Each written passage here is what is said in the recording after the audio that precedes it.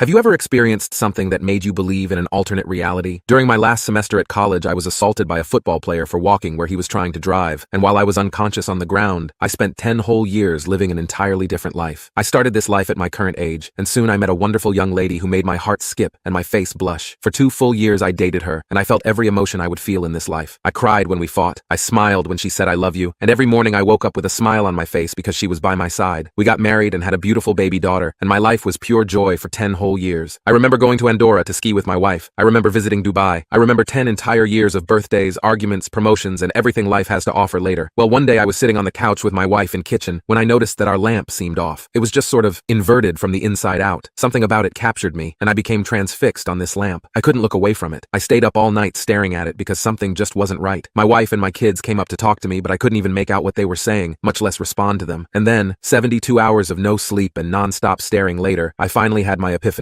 This lamp is not real. This house is not real. My wife, my kids, the last 10 years of my life are not real. As soon as I came to this realization, my wife started completely freaking out, yelling and screaming, almost as if she became possessed, as if she was some evil entity who knew I just realized she wasn't real. While she was screaming, the lamp started to grow bigger and wider, and as it did, my vision blurred, and red covered everything I saw. Next thing I knew, I was hearing voices, screams, and I became aware of the pain. So much pain. I was thrown from this world of red back to the real world, and I quickly realized I was now laying on my back on the sidewalk I had just been assaulted on. I was taken to the hospital, but the doctors wouldn't believe my story. I went through 3 years of depression in the aftermath. I was grieving the loss of my wife and children, all while dealing with the knowledge that they never existed. I took so many meds on the daily I became clinically insane, and I became addicted to sleeping meds in the hopes I would see my wife and kids in my dreams. I've never seen my daughter, but sometimes I see my wife. She's just as beautiful as I remember, and I always reach for her to hold her. She disappears every time I get close, and I just cry when I wake.